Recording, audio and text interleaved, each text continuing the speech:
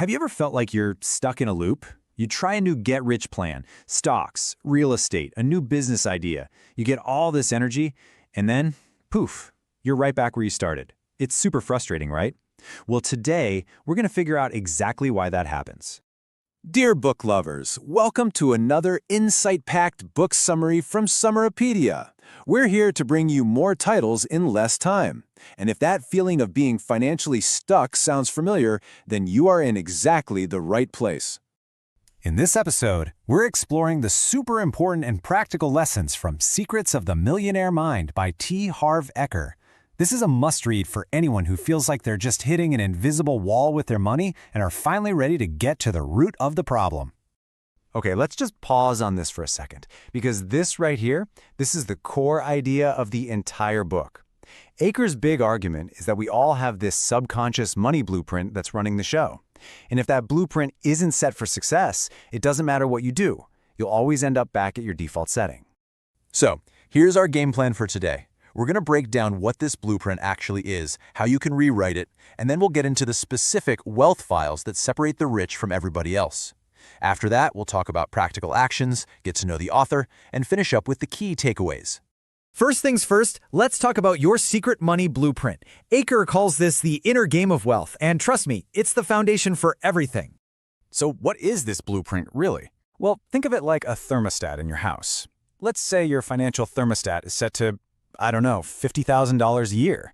If you get a huge raise, your subconscious will find a way to spend or lose the extra to get you back to $50,000. It's your financial comfort zone. And this setting wasn't random. It was programmed into you, mostly when you were a kid. It's a mashup of everything you heard your parents say about money. Money is the root of all evil, or we can't afford that. It's what you saw them do. And all of that conditioning leads to the self-defeating habits so many of us have now. But, and this is a big but, here's the good news. You are not stuck with that old programming. You can absolutely rewrite your inner code. And the whole process starts with one single, totally crucial step. This is one of those ideas that can really flip your perspective. The book argues that financial success isn't really about learning new things. It's about unlearning all the old beliefs that are holding you back. Your biggest obstacle is all the stuff you think you know about money that just isn't serving you. So how do you start? The very first step to any change is simply awareness. Eker says you have to become an observer of your own mind.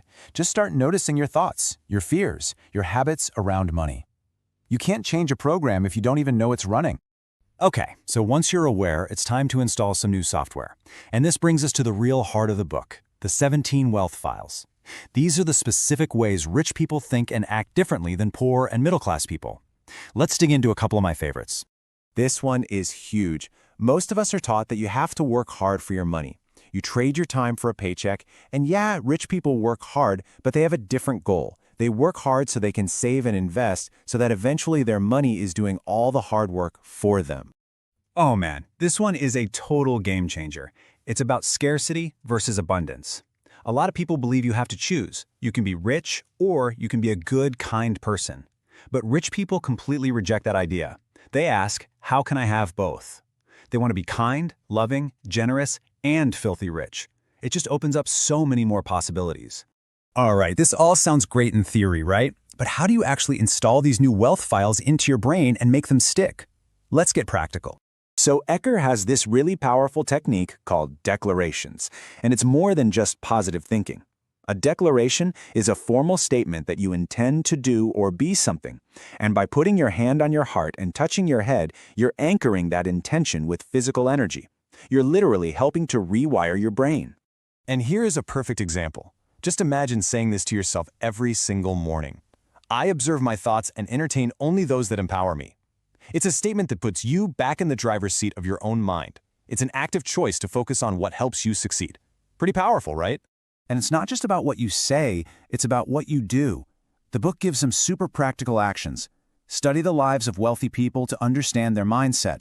Go hang out in a fancy hotel lobby with a coffee just to get comfortable in that environment. Constantly educate yourself. And this is a big one.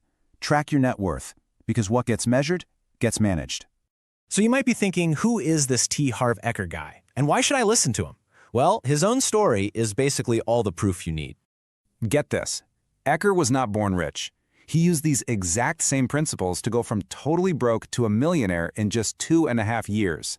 Then he started a company called Peak Potentials Training, which became one of the biggest success training companies out there. He's known for this street smarts with heart style that makes these big ideas feel really simple and achievable.